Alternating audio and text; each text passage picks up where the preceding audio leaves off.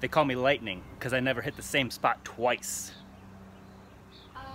Did you just purposely miss to make that cringy dad joke? Yes, I did. Ew. I moved here in November for a new opportunity, and immediately it was, kind of a struggle. It wasn't for the lack of better terms, it wasn't the job that I thought I had signed up for, even though it was the same title, same industry. A little bit of a letdown, mostly from a financial sense. I actually ended up taking a fairly sizable pay cut moving to this area, but that's neither here nor there. What it does kind of preface is, it wasn't comfortable. I wasn't able to do the things that I was used to doing, especially going out, enjoying a nice meal with Val, or hitting the town and just doing a couple things. I started getting a little bit of traction, as 2020 started, and as everybody knows, 2020 has just been a nightmare. We got hit immediately by a tornado here. Our property was affected, not as bad as others, but nevertheless, we were definitely part of that. We were living off of a generator for about a week, and we were also helping with the cleanup in the actual community. One block over was more or less decimated. It's absolutely incredible. And right when we kind of got our hands in that and started kind of living a normal life, this COVID crap hit. And, well, I don't need to really tell anybody what that's about, but Nashville being very, very large in the entertainment and hospitality, they have not been able to really do anything. So we're in phase 2, and I finally have a little bit of money in my pocket, and I wanted to take Val out on a date night. So we went to a steakhouse that I'm not going to name, but it's something that she's been very excited to share with me. She's been following them on social media for all intents and purposes. They seem like they have a solid business, and I was excited to go ahead and treat us to go there. And I showed up, and valet came out. I valeted my car. It was a great experience. I walk in. The hostess made us feel welcome. Great experience. It looks beautiful in there. The vibe is nice. We walk up the flight of stairs to where they're going to go ahead and seat us. The table looks great. Everything looks great. It smells like a steakhouse should. And the server was awesome. We get our drinks. We sit down. We start chatting. We order our food. We both ordered essentially the same thing. And I ended up getting the ribeye, which I'm a foodie. And I like my steak medium rare. And so does Val. Food comes out. Presentation looks great. I'm excited. I'm ready to relax finally and enjoy my meal. And I cut into that steak, and it is a crispy medium well.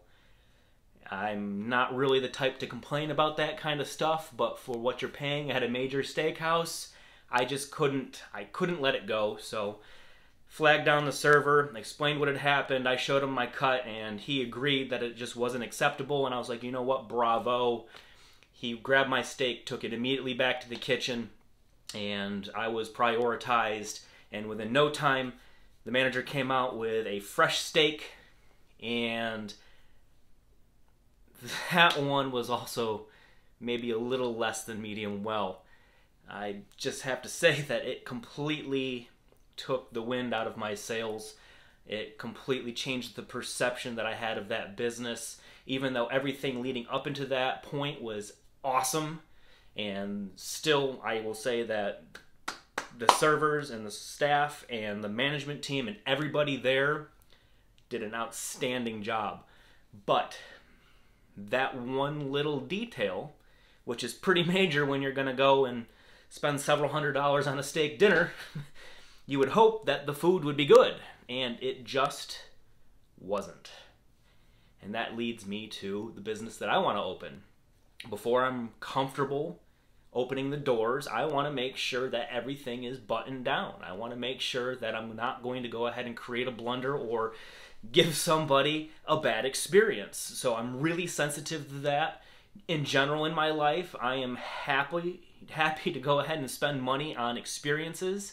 You know, sometimes I splurge on things, and you know, there are alternate things that I could have spent the money on for a lot cheaper, but again, I'm paying for some of that experience. I mean, there's no reason I need to have a $300 bottle of whiskey on my shelf, but there's an experience, there's a story, there's a feeling. So I'm not necessarily paying for that liquid, I'm paying for everything that comes with it. Same thing for when I open my doors. Not that I'm going to be high priced, but there is a certain experience I want people to have. And part of that experience too is creating a narrative, and then also having an aesthetic that I need to go ahead and button down and make sure is what I want it to be. And I guess pulling back the curtain, what I want to have happen is create essentially the man cave that I never had. You know, I want people to feel like they're at my man cave, as so many people have actually done in real life, have come over to my house and I've gone ahead and created and curated an experience for them when it comes to whiskey or food or whatever it might be, and they've genuinely enjoyed themselves, and I want to go ahead and create that for the public, you know, for my following, for my community.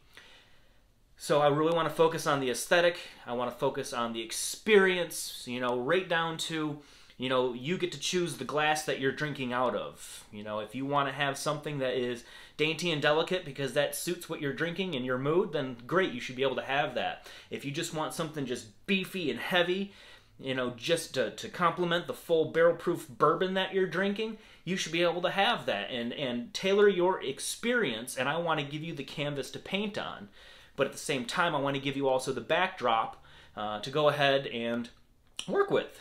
So that's a little bit of an inside. I wanted to go ahead and just start some of my ideas out there.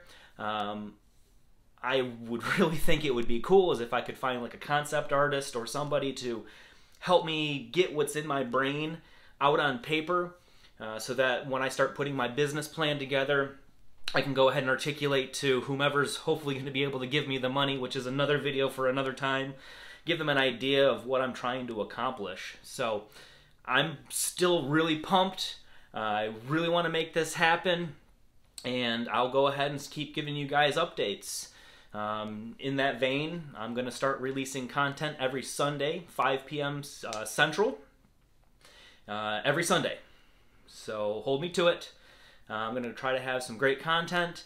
Really don't know what it's still going to look like, but I'm going to at least commit to a schedule. So I'll see you next Sunday, and we'll go ahead and have another talk. Good seeing you guys.